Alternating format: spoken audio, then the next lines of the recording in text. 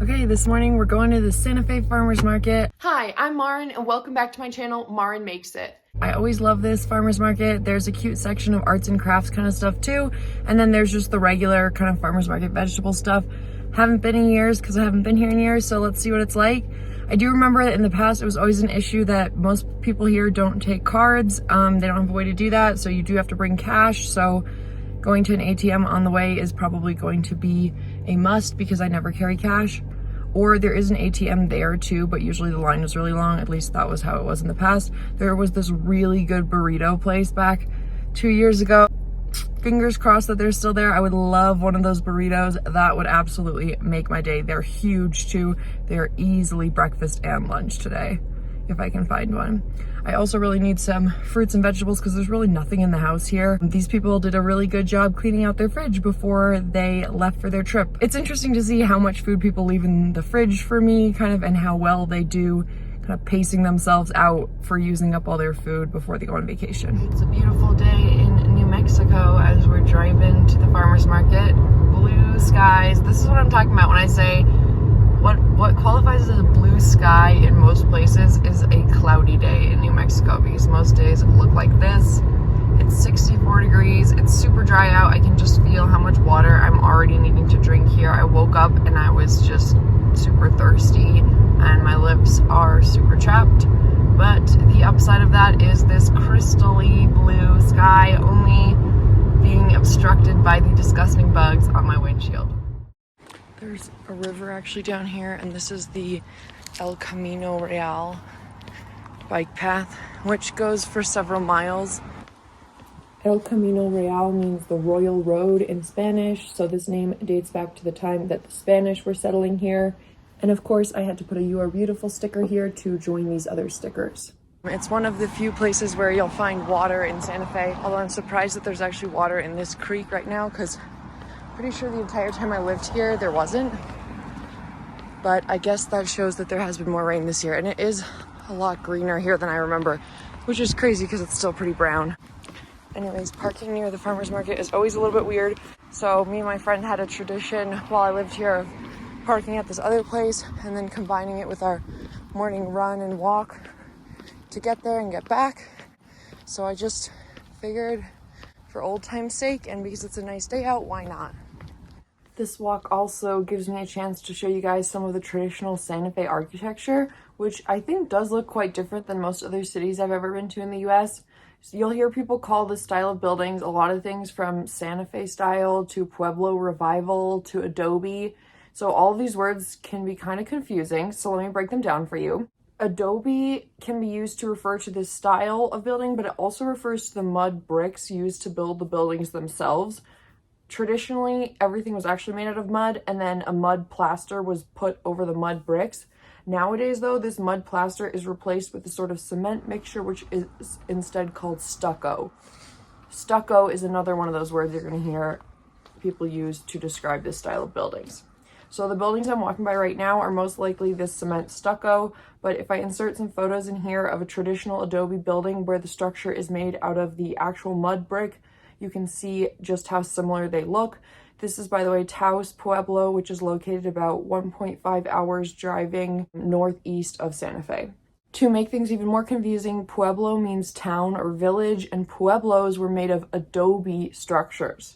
So the term Pueblo was used to refer to the ancient communities of Native Americans that the Spanish found in this region when they first came here, but it is also used to refer to the modern day Native American communities. For example, if you look on a map, you might see Acoma Pueblo or Zia Pueblo.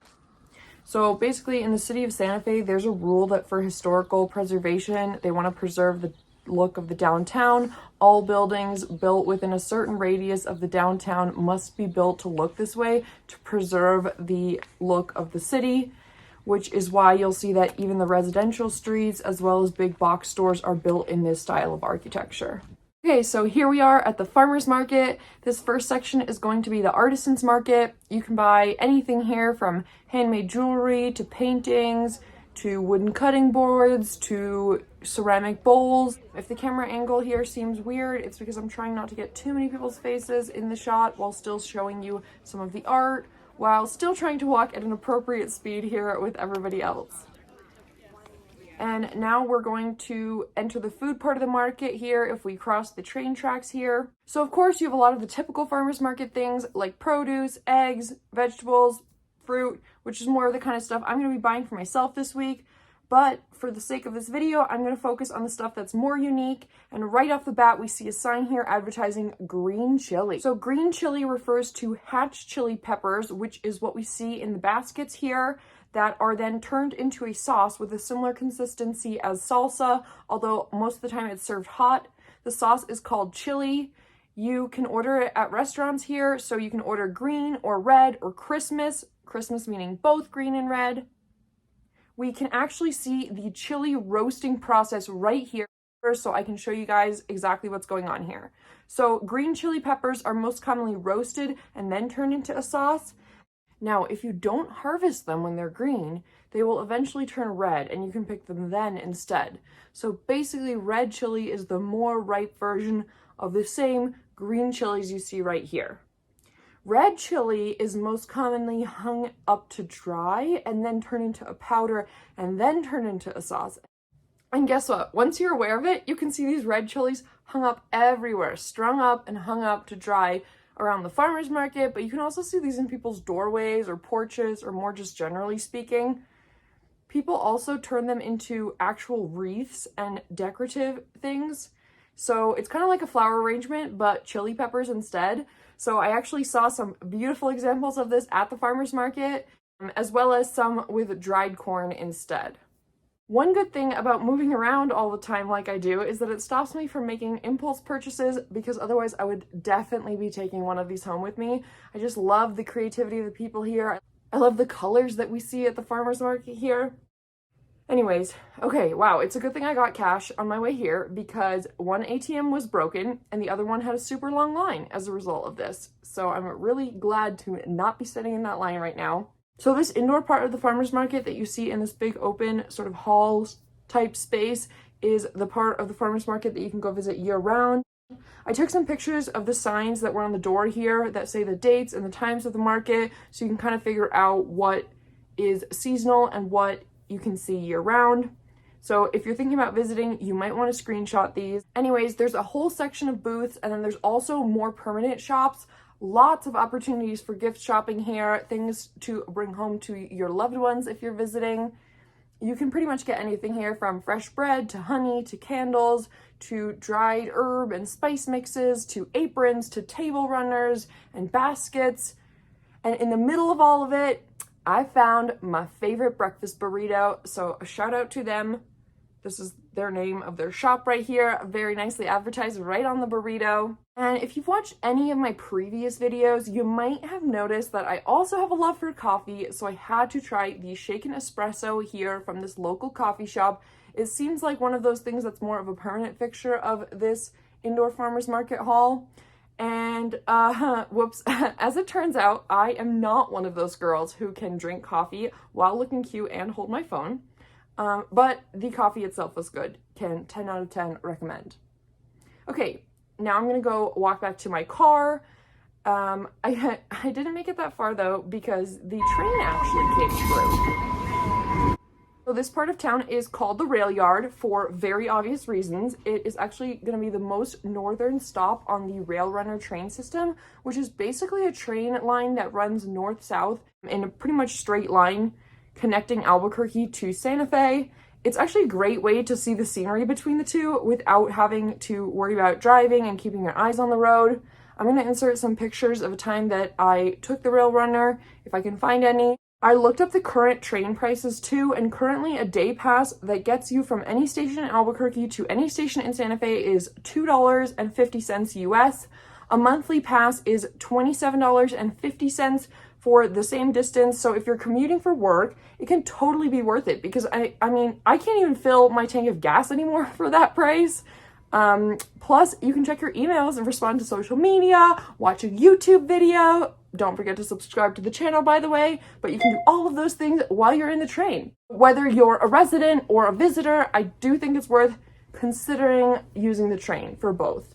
I'm not going to be able to film my walk back to the car because I'm holding bags of groceries now and also my coffee, but it's basically what I showed you before in reverse.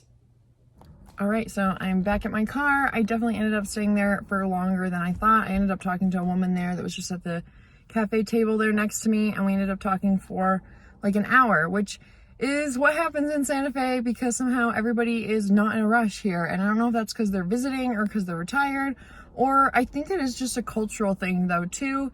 And honestly, it's really fun. I love meeting new people this way. I think that's one of the reasons why when I first moved here, I didn't feel so lonely because everybody was so friendly and it was so easy to meet people. Anyway, the other thing I wanted to comment on was just how colorful it is. Like, everybody always says that the desert is so brown and so dry, but honestly, Santa Fe is one of the most colorful places that I know, both in terms of how people dress, the food at the farmer's market, the flowers at the farmer's market, all these vibrant colors, the fabrics, even in the little like coffee shop, gift shop place where I was sitting, like the fabrics are just, oof, bright textures, patterns, and there's just so much for the eye to look at. Like, I feel like when the sky is this blue and when there's so many colors, I can't help but being in a good mood, basically. Anyways, let me know what you guys think of the farmer's market. Let me know how this compares to other farmers markets near you. Let me know if you've ever been to Santa Fe, New Mexico, and what did you like about it? What did you not like about it? Let me know if you have any other cities that you find particularly unique or underrated. I always love to hear about new places to go. I feel like the more I travel, the more I want to travel, the longer my list gets, but I'm also totally okay with that. As always, I just want to thank you so much for watching. Bye, YouTube!